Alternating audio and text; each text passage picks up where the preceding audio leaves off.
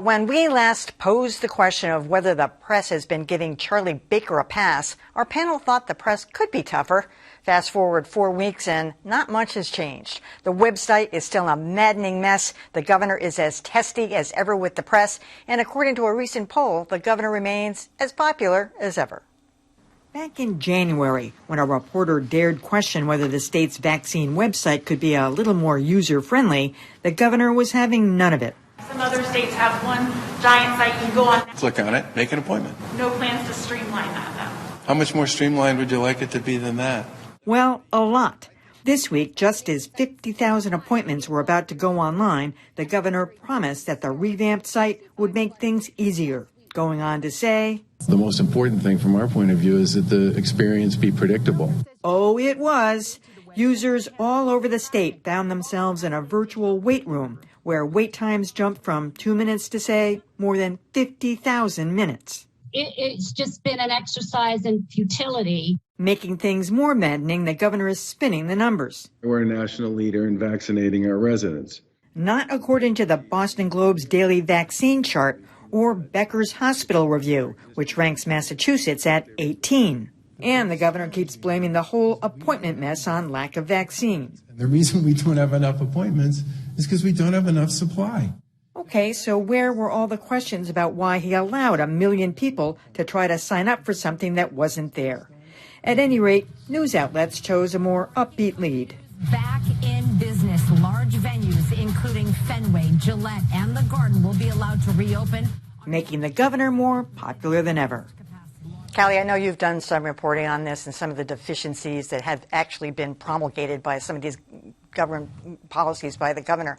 But the fact that he has exaggerated these numbers, pulled vaccines from distribution from hospitals, keeps saying that this is all about the availability of vaccine when he at the same time allowed 1 million people to go on a website. And I feel like it's like, oh, so what? You know, that's the governor. It's just like, you know, there hasn't been a lot of like really tough pull and touch and pull with the governor over this. It just seems like, oh, that's the way it is, and we move on to other stuff. Well, not in the case of vaccine equity, because the coalitions that have been really putting his feet to the fire now and have a bill before him to try to correct that. Yeah, but not the media. Here's what I'm about to say about that. My mother would call this the halo effect. If you've done well for a while, then it's hard for the bad stuff to catch up before people decide to change your image, okay? So people are like, he did so well. And here's the thing that makes him stand out still in the middle of all of this. He wasn't Florida. When we were in the middle of this, he stood up and said, we're gonna follow the science, and here's what we're gonna do. We're gonna, pay attention and lock down some things in Massachusetts. That was unpopular, but he stood apart from others when he could have gone a different way. That's the halo. It still follows him. But believe me, 1 million people not being able to get on the website, that's changing, and certainly with regard to vaccine equity. So we'll see it. It just hadn't happened yet. Yeah, I mean, I'm the only person on the panel who's not in Massachusetts, so I can assure you that the vaccine rollout in New York is equally botched. And I think part of the problem is everybody sees this national issue that like all the vaccines everywhere seem to, except for the exception of 1 or 2 states, it's been a disaster everywhere. So they don't blame their governors quite as much as they might have if it seemed like all the other states were doing a great job and, Massachusetts was somehow behind. But also I'm from a state where our governor has credibly been accused of sexual harassment this week and covered up nursing home COVID deaths. So maybe it's just that people are like, thank God that's not our guy. I think the halo is fading a little bit. To Callie's point, Joan Venaki had a column in the Boston Globe this week that was pretty on fire and really held Charlie Baker's feet to the fire. I mean, it's interesting that there are times when he first came into office and there was that Snowmageddon year and everyone kind of gave him a pass because it was an act of God and it was a snowstorm. It was a crazy 10,000 year snow event.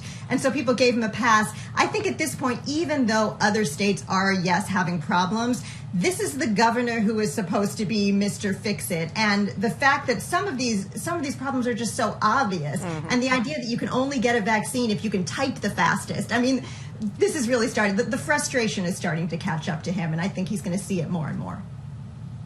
You know, when I think about this story, I reflect back on a kid in high school who was always screwing up, was snarky, but then made everybody laugh. And at the end of the year, he was voted the most popular, right?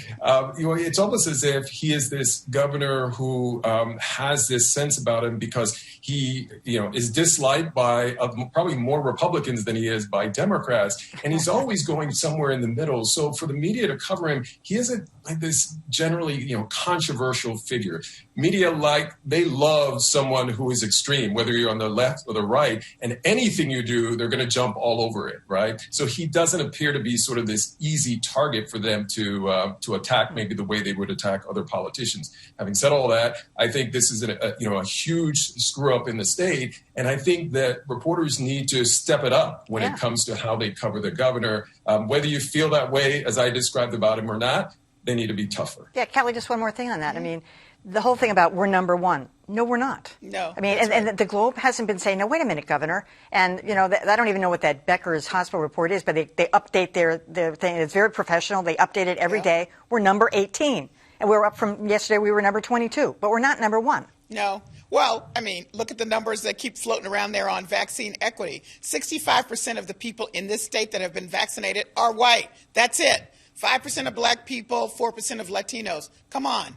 Don't talk to me about it's all working and we got Reggie Lewis. I don't want to hear it. Although Reggie Lewis is going to be open this weekend for people in the neighborhood. That is important. Neighborhood people. Yeah.